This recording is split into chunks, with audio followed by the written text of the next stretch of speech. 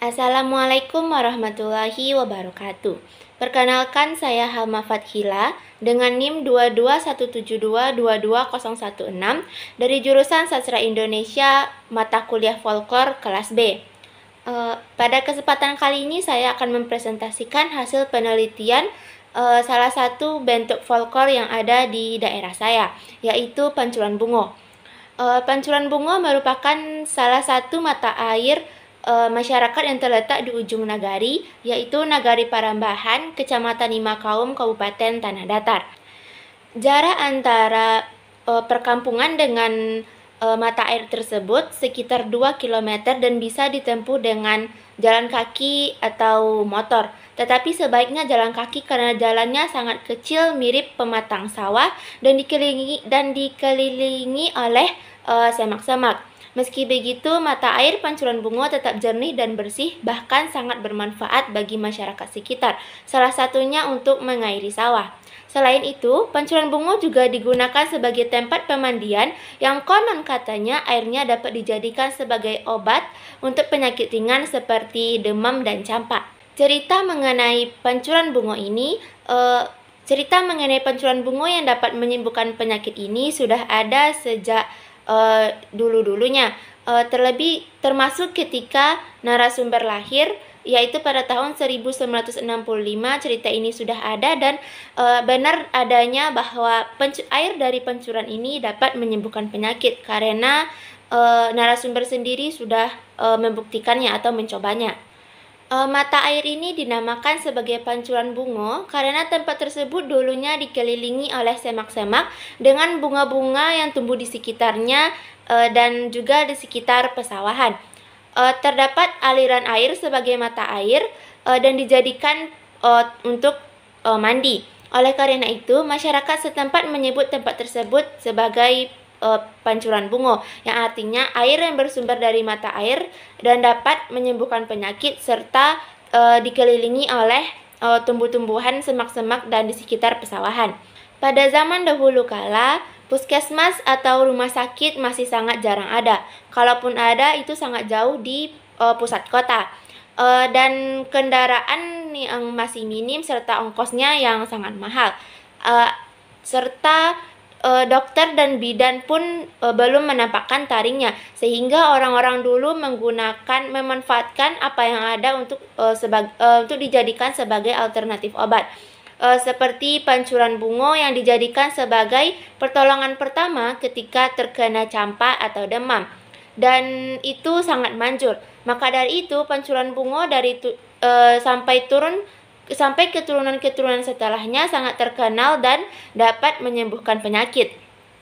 Syarat utama agar khasiat air yang diperoleh ketika mandi di Pancuran Bungo agar dapat sembuh adalah menjadi yang pertama mandi di sana.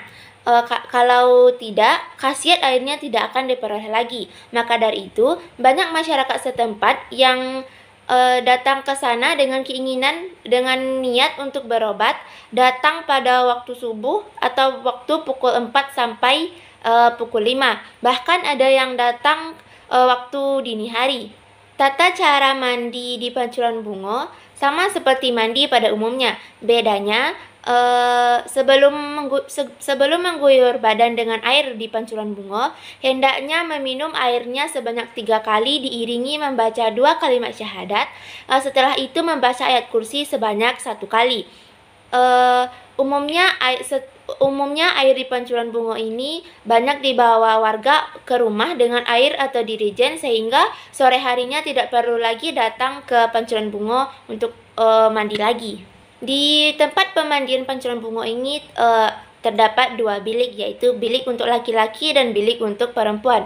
Tapi bilik yang airnya dapat digunakan sebagai obat hanya bilik bagian perempuan, sedangkan bilik yang laki-laki hanya sebagai tempat pemandian biasa dan airnya pun juga seperti air pada umumnya.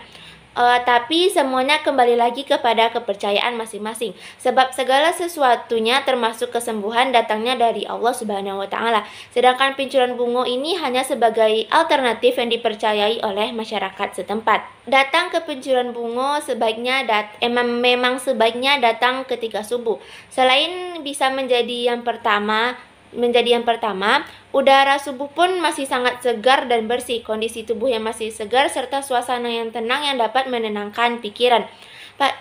Pada tengah hari, waktu maghrib ataupun tengah malam sangat dilarang sangat tidak dianjurkan. Karena pada hari-hari tersebut banyak jin-jin yang berkeliaran, karena juga lokasinya yang di pelosok nagari dan dikelilingi oleh semak-semak.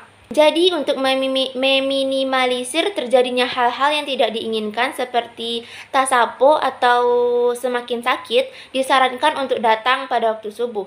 Dan datang ke pancuran bungo ini hendaklah berdehem terlebih dahulu sebagai bentuk salam atau meminta izin untuk memasuki tempat tersebut, karena tidak ada yang tahu apa dan siapa yang telah memasuki tempat tersebut. Dan juga disarankan untuk tidak terlalu bersenang-senang dan ataupun takabur.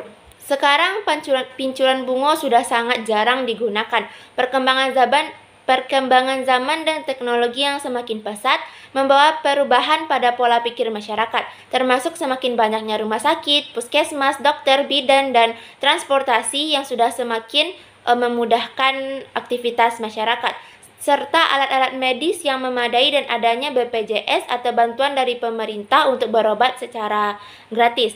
Meski begitu, masih ada 1 ataupun 2 orang yang berkunjung ke pancuran bungo setiap harinya dengan kepercayaan yang sama, yaitu air pancuran bungo dapat menyembuhkan penyakit. Cerita tentang pancuran bungo ini masih dipercayai oleh masyarakat setempat, bahkan sampai saat sekarang ini. Sekian presentasi dari saya tentang hasil penelitian folklore yaitu pincuran bungo. Terima kasih.